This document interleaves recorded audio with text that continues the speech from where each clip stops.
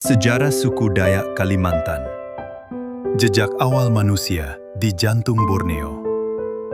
Suku Dayak adalah nama besar bagi ratusan subsuku yang telah hidup dan berakar di Pulau Kalimantan. Pulau yang oleh dunia dikenal sebagai Borneo, jauh sebelum peta, batas negara, dan catatan sejarah tertulis ada. Jauh di dalam rimba lebat, di sepanjang sungai-sungai besar seperti Kapuas, Mahakam, Barito, dan Kahayan, manusia Dayak telah membangun peradaban yang menyatu dengan alam. Mereka bukan sekedar penghuni hutan, melainkan penjaga hutan, pewaris pengetahuan leluhur tentang tanah, air, roh, dan kehidupan itu sendiri. Sejarah suku Dayak bukanlah kisah singkat yang mudah diringkas, melainkan alur panjang ribuan tahun yang mengalir seperti sungai Kalimantan. Tenang di permukaan, tetapi dalam dan kuat di bawahnya. Para ahli antropologi dan arkeologi meyakini bahwa nenek moyang suku Dayak berasal dari gelombang migrasi manusia Austronesia yang datang ribuan tahun lalu, kemungkinan antara 3.000 hingga 5.000 tahun sebelum Masehi. Mereka menempuh perjalanan panjang melalui daratan Asia Tenggara, menyusuri pantai dan sungai, hingga akhirnya menetap di jantung Borneo, yang kala itu masih merupakan bentangan hutan purba tanpa batas. Bukti keberadaan manusia purba di Kalimantan ditemukan melalui alat batu, sisa hunian gua, serta pola pemukiman awal yang mengikuti aliran sungai, menunjukkan bahwa sejak awal, sungai adalah urat nadi kehidupan Dayak. Dalam dunia Dayak, sungai bukan sekedar jalur transportasi, melainkan pusat kosmologi kehidupan. Sungai dianggap sebagai penghubung antara dunia manusia, alam, dan roh leluhur. Oleh karena itu, pemukiman Dayak sejak masa awal selalu dibangun memanjang mengikuti aliran sungai, dengan rumah panjang, yang kelak dikenal sebagai rumah betang atau rumah lamin, menjadi simbol kebersamaan, persatuan, dan struktur sosial yang kuat.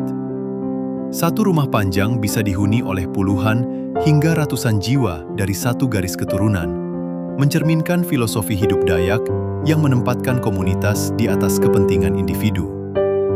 Seiring waktu, masyarakat Dayak berkembang menjadi kelompok-kelompok etnis yang berbeda, dipengaruhi oleh kondisi geografis, sungai yang mereka huni, serta interaksi dengan kelompok lain. Maka lahirlah subsuku seperti Dayak Ngaju, Dayak Kenyah, Dayak Iban, Dayak Kayan, Dayak Maanyan, Dayak Benuak, Dayak Tunjung, Dayak Punan, dan ratusan subsuku lainnya, masing-masing dengan bahasa, adat, dan tradisi unik, namun tetap terikat oleh satu benang merah identitas Dayak. Mereka berbagi pandangan hidup yang sama, bahwa manusia hanyalah bagian kecil dari keseimbangan besar alam semesta. Dalam kehidupan awalnya, orang Dayak hidup dari berladang berpindah, berburu, meramu, dan menangkap ikan. Sistem ladang berpindah yang sering disalahpahami sebagai perusak hutan justru merupakan metode pertanian berkelanjutan yang diwariskan turun-temurun. Ladang dibuka dengan ritual adat, ditanami, dipanen, lalu dibiarkan kembali menjadi hutan agar tanah dapat beristirahat. Semua proses itu diiringi doa dan upacara adat, karena bagi orang Dayak, alam bukan objek eksploitasi, melainkan saudara yang harus dihormati. Kepercayaan asli masyarakat Dayak, yang dikenal dengan berbagai nama seperti Kaharingan, merupakan sistem spiritual kompleks yang mengajarkan keseimbangan antara dunia atas, dunia tengah, dan dunia bawah. Roh leluhur dipercaya tetap hadir dan mengawasi kehidupan keturunannya, sehingga setiap tindakan manusia memiliki konsekuensi spiritual. Upacara kematian, seperti tiwah pada Dayak Ngaju, menjadi salah satu ritual paling sakral, menandai perjalanan roh menuju alam keabadian.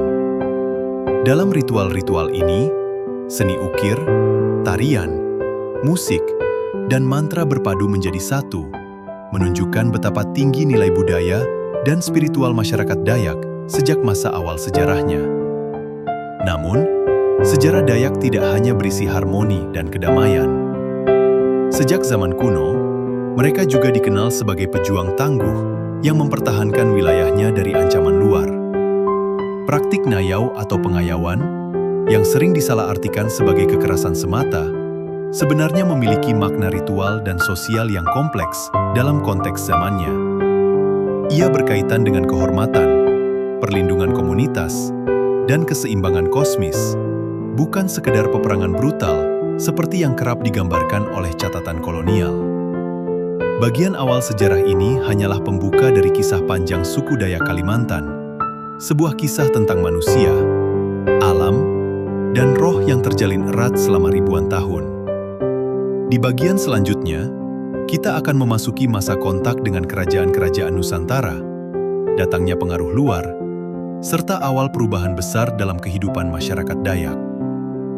Seiring berjalannya waktu dan berkembangnya jalur perdagangan di Nusantara, Pulau Kalimantan yang selama ribuan tahun relatif terisolasi mulai bersentuhan dengan dunia luar. Hubungan ini tidak terjadi secara tiba-tiba, melainkan perlahan mengikuti alur sungai besar yang menjadi jalan utama masuk ke pedalaman. Para pedagang dari pesisir yang membawa barang-barang dari Jawa, Sumatera, Sulawesi, bahkan India dan Tiongkok mulai menjelajah hingga ke muara sungai-sungai Kalimantan. Disinilah masyarakat Dayak pertama kali berinteraksi dengan peradaban luar yang kelak membawa perubahan besar dalam sejarah mereka. Pada masa ini, kerajaan-kerajaan awal mulai tumbuh di wilayah pesisir Kalimantan, seperti Kerajaan Kutai di Kalimantan Timur yang dianggap sebagai salah satu kerajaan tertua di Nusantara. Meskipun pusat kekuasaan kerajaan-kerajaan ini berada di pesisir dan wilayah sungai bagian hilir, pengaruhnya perlahan merambat ke pedalaman tempat masyarakat Dayak bermukim. Hubungan antara Dayak dan kerajaan-kerajaan ini tidak selalu berupa penaklukan, melainkan lebih sering bersifat dagang dan budaya. Orang Dayak menukar hasil hutan seperti rotan, damar, kayu ulin, emas, dan sarang burung dengan kain, besi, manik-manik, serta peralatan logam. Namun, perbedaan cara hidup antara masyarakat Dayak pedalaman dan masyarakat kerajaan pesisir perlahan menciptakan jarak sosial dan budaya. Di pesisir, sistem kekuasaan kerajaan mulai mengenal hierarki yang ketat, bangsawan, dan struktur pemerintahan formal. Sementara itu, di pedalaman, orang Dayak tetap memegang teguh sistem adat yang egaliter, di mana pemimpin adat dipilih berdasarkan kebijaksanaan, pengalaman, dan kemampuan spiritual, bukan keturunan semata. Perbedaan inilah yang kelak menjadi salah satu faktor pemisah antara masyarakat Dayak dan kelompok Melayu pesisir, meskipun secara leluhur mereka memiliki akar yang sama.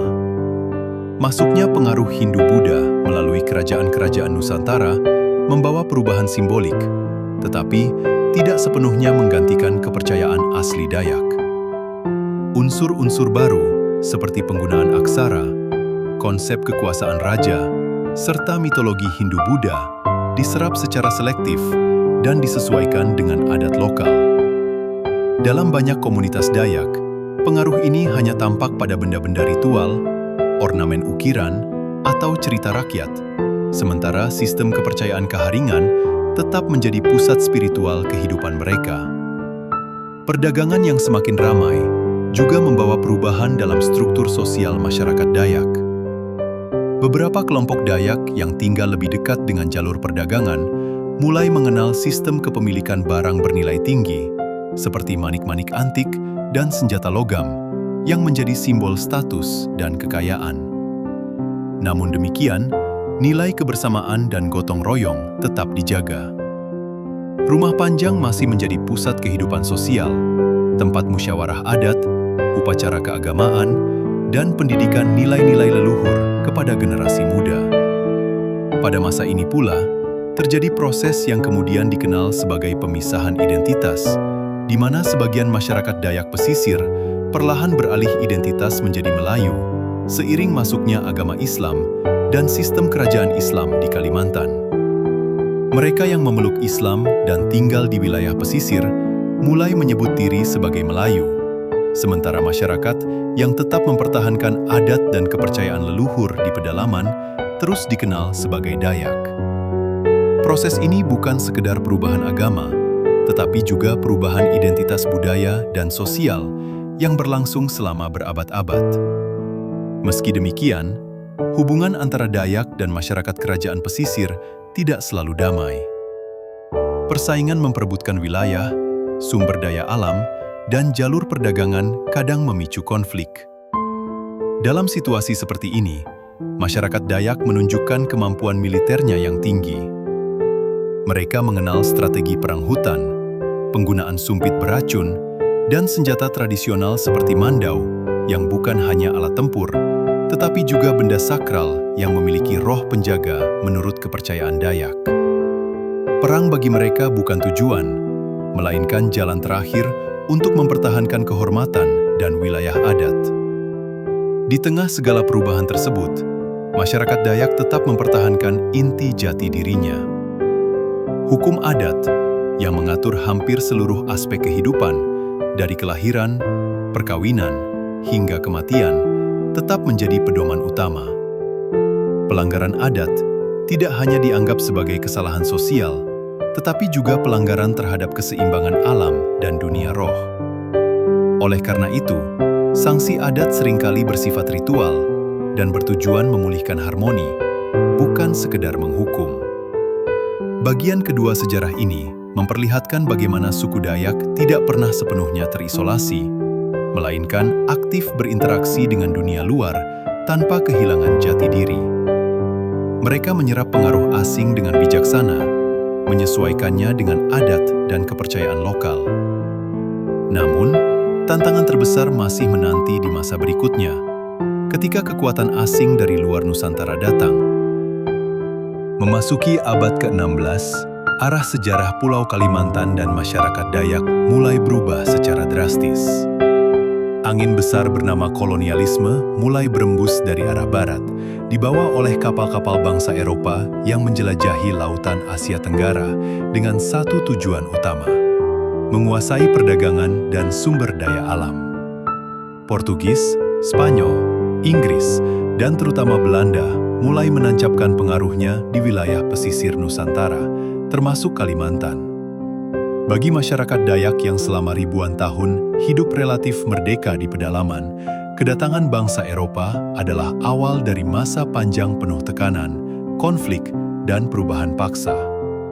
Pada tahap awal, bangsa Eropa tidak langsung masuk ke pedalaman Dayak. Mereka memusatkan aktivitasnya di wilayah pesisir dan muara sungai, bekerja sama dengan kerajaan-kerajaan lokal untuk mengamankan jalur dagang. Melalui perjanjian-perjanjian sepihak, Belanda secara perlahan menguasai perdagangan hasil hutan Kalimantan, kayu ulin, rotan, damar, karet, emas, dan batu bara. Sungai-sungai besar yang selama ini menjadi sumber kehidupan masyarakat Dayak, kini berubah menjadi jalur ekonomi kolonial, mengalirkan kekayaan alam dari pedalaman menuju kapal-kapal asing. Seiring berjalannya waktu, kepentingan kolonial tidak lagi cukup hanya menguasai pesisir. Belanda mulai menembus pedalaman Kalimantan untuk mengontrol langsung wilayah sumber daya.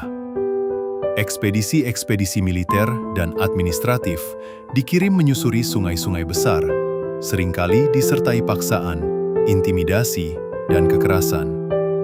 Masyarakat Dayak yang tidak mengenal konsep kepemilikan tanah secara individual seperti dalam sistem kolonial, tiba-tiba dipaksa menghadapi aturan-aturan baru yang mengklaim tanah adat sebagai milik pemerintah kolonial.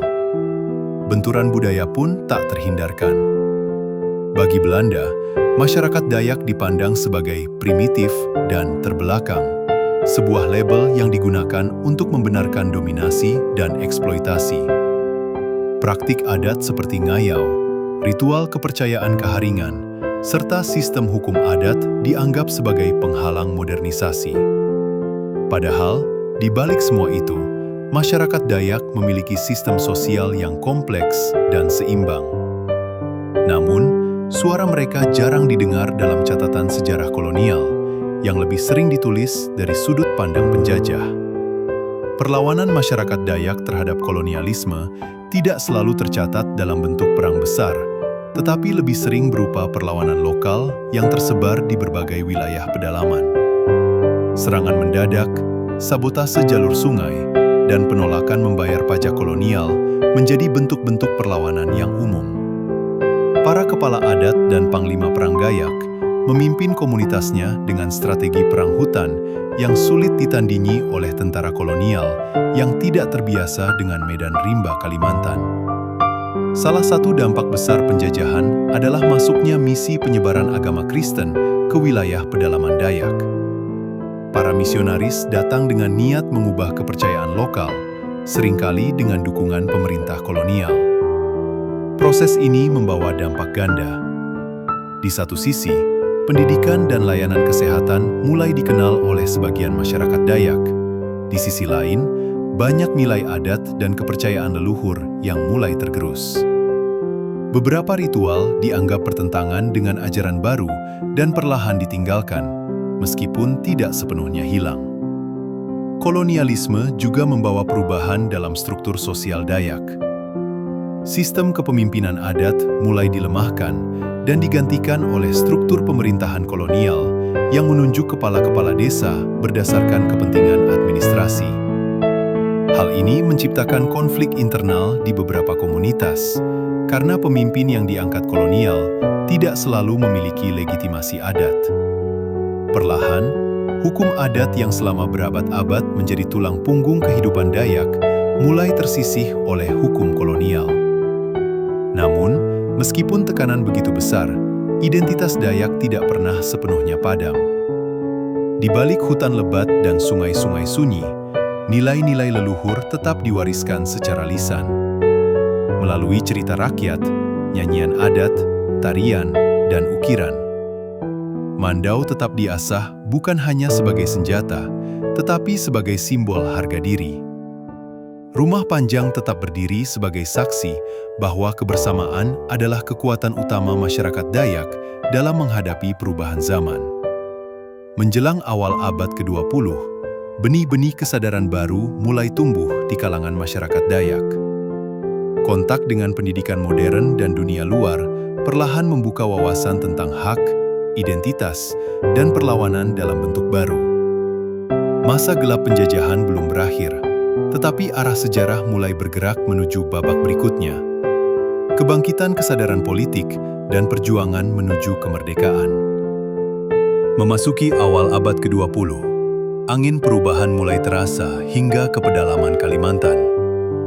Penjajahan Belanda yang telah berlangsung lama mulai memperlihatkan celah-celahnya, dan benih kesadaran baru tumbuh di berbagai wilayah Nusantara, termasuk di tengah masyarakat Dayak. Meski hidup jauh dari pusat-pusat pergerakan nasional seperti Jawa dan Sumatera, masyarakat Dayak perlahan mulai menyadari bahwa penderitaan yang mereka alami bukanlah takdir, melainkan akibat dari sistem kolonial yang menindas dan merampas hak-hak mereka atas tanah, budaya, dan martabat. Pendidikan modern yang dibawa oleh misionaris dan pemerintah kolonial, meskipun awalnya bertujuan membentuk tenaga administratif, justru membuka cakrawala baru bagi generasi muda Dayak. Mereka mulai belajar membaca, menulis, dan memahami dunia di luar hutan dan sungai tempat mereka dibesarkan. Dari sekolah-sekolah sederhana di pedalaman, lahirlah tokoh-tokoh Dayak awal yang kelak menjadi jembatan antara dunia adat dan dunia modern. Kesadaran akan pentingnya persatuan dan identitas sebagai bagian dari bangsa yang lebih besar mulai tumbuh, meskipun prosesnya berjalan lambat dan penuh tantangan. Di tengah kebangkitan kesadaran ini, organisasi-organisasi sosial dan keagamaan mulai bermunculan. Gereja, selain sebagai pusat ibadah, juga menjadi tempat berkumpul, berdiskusi, dan berbagi gagasan tentang keadilan dan hak asasi.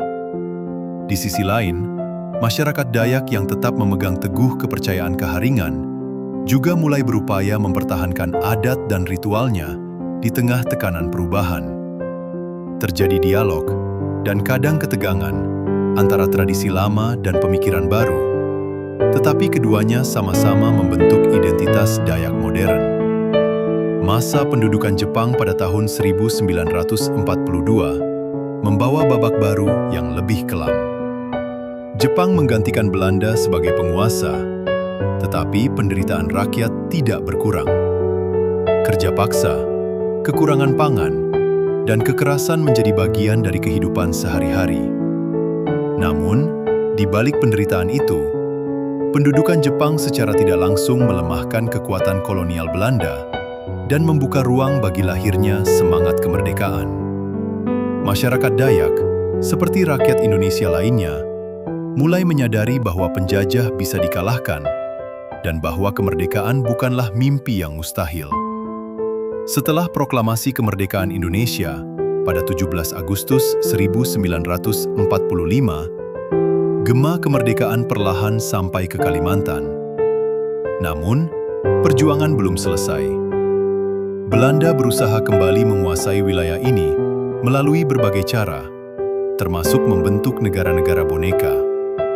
Di tengah situasi yang penuh ketidakpastian, masyarakat Dayak dihadapkan pada pilihan sulit: bertahan dengan sistem lama, atau bergabung dalam perjuangan mempertahankan kemerdekaan Indonesia. Banyak tokoh adat dan pemuda Dayak memilih jalan perjuangan, baik melalui jalur diplomasi maupun perlawanan fisik. Peran masyarakat Dayak dalam mempertahankan kemerdekaan seringkali luput dari sorotan sejarah nasional. Namun, di berbagai pelosok Kalimantan, mereka menjadi mata dan telinga pejuang Republik, membantu logistik, memberikan perlindungan, dan menjaga wilayah pedalaman dari infiltrasi musuh. Pengetahuan mereka tentang hutan dan sungai menjadi keunggulan strategis yang sangat berharga. Dalam Suni Rimba, perjuangan berlangsung tanpa banyak catatan, tetapi penuh pengorbanan. Masa awal kemerdekaan juga membawa tantangan baru. Integrasi Kalimantan ke dalam Negara Kesatuan Republik Indonesia tidak serta-merta menghapus kesenjangan dan ketidakadilan. Masyarakat Dayak masih harus berjuang agar adat dan hak atas tanah mereka diakui oleh negara yang baru berdiri. Perubahan sistem pemerintahan, masuknya pendatang, dan eksploitasi sumber daya alam kembali menguji ketahanan budaya Dayak. Namun, semangat untuk bertahan dan beradaptasi tetap menyala.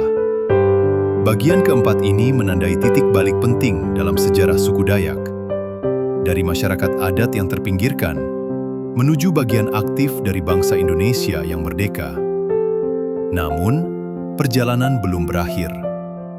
Tantangan di era modern justru menghadirkan bentuk perjuangan baru yang lebih kompleks dan berlapis.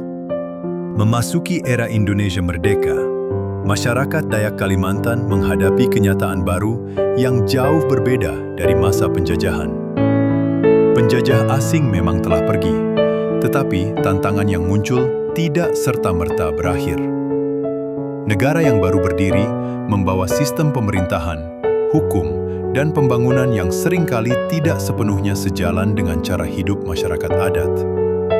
Bagi masyarakat Dayak, kemerdekaan menjadi awal dari perjuangan panjang untuk mempertahankan identitas, tanah adat, dan kearifan leluhur di tengah arus modernisasi yang semakin kuat. Pada dekade-dekade awal pasca kemerdekaan, pemerintah Indonesia memprioritaskan pembangunan dan integrasi wilayah. Kalimantan, dengan kekayaan alamnya yang melimpah, dipandang sebagai wilayah strategis untuk eksploitasi sumber daya. Hutan-hutan yang selama berabad-abad menjadi rumah spiritual dan sumber kehidupan masyarakat Dayak mulai dibuka untuk penebangan kayu, perkebunan, dan pertambangan. Proses ini seringkali dilakukan tanpa melibatkan masyarakat adat, sehingga menimbulkan konflik lahan dan perasaan terpinggirkan di kalangan orang Dayak. Program transmigrasi yang digalakkan sejak tahun 1970-an semakin memperumit situasi. Ribuan keluarga dari pulau lain dipindahkan ke Kalimantan dengan tujuan pemerataan penduduk dan pembangunan ekonomi. Meskipun membawa manfaat ekonomi bagi sebagian wilayah, program ini juga memicu gesekan sosial dan budaya. Masyarakat Dayak yang memiliki ikatan kuat dengan tanah leluhur sering merasa hak-haknya terancam ketika wilayah adat mereka dialihfungsikan tanpa persetujuan. Konflik-konflik ini menjadi luka sejarah yang masih terasa hingga kini. Di sisi lain, era modern juga membuka peluang baru bagi kebangkitan identitas Dayak. Pendidikan yang semakin luas melahirkan generasi intelektual Dayak yang mulai bersuara di tingkat regional dan nasional. Mereka memperjuangkan pengakuan hukum adat, pelestarian budaya, serta keadilan sosial bagi masyarakat Dayak. Organisasi-organisasi adat dan budaya bermunculan, menjadi wadah konsolidasi dan advokasi. Identitas Dayak yang sebelumnya sering distereotipkan, mulai diperkenalkan kembali sebagai simbol kebanggaan dan kekayaan budaya bangsa. Agama-agama besar seperti Kristen, Katolik, dan Islam semakin mengakar di tengah masyarakat Dayak, berdampingan dengan kepercayaan Kaharingan yang kemudian diakui secara resmi sebagai bagian dari Hindu Kaharingan. Proses ini menunjukkan kemampuan masyarakat Dayak untuk beradaptasi tanpa sepenuhnya meninggalkan akar budayanya. Upacara adat, tarian tradisional, musik sape, dan seni ukir tetap hidup dan bahkan mulai diperkenalkan ke panggung nasional dan internasional. Namun, tantangan terbesar era modern adalah kerusakan lingkungan. Deforestasi, kebakaran hutan, dan pencemaran sungai secara langsung mengancam cara hidup masyarakat Dayak yang bergantung pada alam. Sungai yang dahulu jernih kini tercemar. Hutan yang dulu lebat kini menyusut. Dalam situasi ini, masyarakat Dayak sering menjadi garda terdepan dalam perjuangan lingkungan, karena bagi mereka, menjaga alam bukan sekedar isu ekologis, tetapi persoalan identitas dan keberlangsungan hidup. Meski demikian, masyarakat Dayak tidak hanya dikenal sebagai korban perubahan zaman. Mereka juga aktor aktif dalam membentuk masa depan Kalimantan. Di berbagai daerah, masyarakat adat Dayak mengembangkan model pengelolaan hutan berbasis adat, menggabungkan kearifan lokal dengan pendekatan modern. Mereka menunjukkan bahwa pembangunan dan pelestarian alam tidak harus saling meniadakan, melainkan bisa berjalan berdampingan jika dilakukan dengan bijaksana. Bagian kelima ini menggambarkan kompleksitas kehidupan suku Dayak di Indonesia modern, antara tantangan dan harapan, antara perubahan dan pelestarian. Namun, kisah ini belum selesai. Masih ada satu bab penting yang akan menutup rangkaian sejarah panjang ini. Refleksi tentang identitas Dayak hari ini dan warisan untuk generasi mendatang. Di tengah dunia yang terus bergerak cepat, identitas suku Dayak Kalimantan berdiri sebagai pengingat bahwa sejarah bukan sekedar catatan masa lalu, melainkan napas yang masih hidup hingga hari ini. Orang Dayak bukanlah kisah tentang keterbelakangan atau masa silam yang beku, melainkan cerita tentang ketahanan, adaptasi, dan kebijaksanaan yang ditempa oleh waktu. Dari rimba lebat Borneo hingga ruang-ruang modern Indonesia, identitas Dayak terus berubah tanpa kehilangan akar yang menancap kuat pada tanah leluhur. Warisan terbesar masyarakat Dayak bukan hanya rumah panjang, mandau, atau ukiran kayu yang indah, melainkan cara pandang terhadap kehidupan.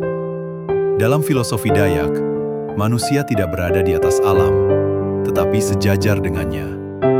Hutan adalah ibu, sungai adalah darah kehidupan, dan tanah adalah titipan leluhur yang harus dijaga, bukan diwariskan dalam keadaan rusak.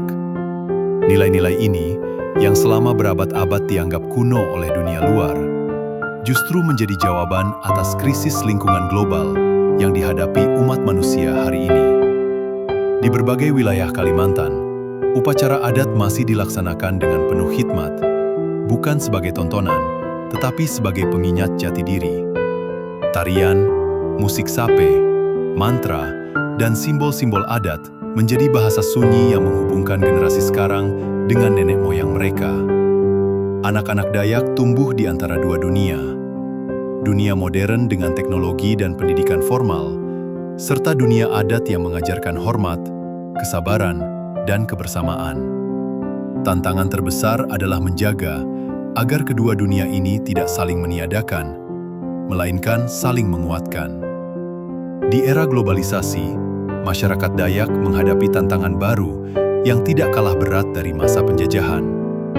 Kapitalisme, eksploitasi sumber daya, dan perubahan iklim mengancam ruang hidup mereka secara nyata. Namun, sejarah telah membuktikan bahwa masyarakat Dayak bukanlah kelompok yang mudah menyerah. Dengan pengalaman panjang menghadapi perubahan, mereka terus mencari cara untuk bertahan dan bersuara melalui pendidikan, hukum, seni, dan gerakan lingkungan. Generasi muda Dayak kini tampil sebagai penjaga baru warisan leluhur. Mereka adalah akademisi, seniman, aktivis, dan pemimpin yang membawa suara Dayak ke panggung nasional dan internasional. Dengan pengetahuan modern di satu tangan dan adat leluhur di tangan lainnya, mereka berjuang agar sejarah Dayak tidak hanya dikenang, tetapi juga dihormati dan dilibatkan dalam pengambilan keputusan tentang masa depan Kalimantan. Sejarah suku Dayak Kalimantan pada akhirnya adalah kisah tentang hubungan manusia dengan tanahnya. Sebuah kisah tentang bagaimana identitas dibentuk oleh sungai, hutan, dan roh leluhur. Tentang bagaimana tekanan dari luar tidak memadamkan jati diri, melainkan menempa keteguhan. Dari masa prasejarah, kerajaan, penjajahan, kemerdekaan, hingga era modern, orang Dayak tetap berdiri sebagai penjaga jantung Borneo. Dan selama hutan masih berbisik, sungai masih mengalir, serta cerita leluhur masih diceritakan dari satu generasi ke generasi berikutnya, sejarah suku Dayak Kalimantan tidak akan pernah benar-benar berakhir. Ia akan terus hidup dalam ingatan, dalam perjuangan, dan dalam harapan akan masa depan yang lebih adil dan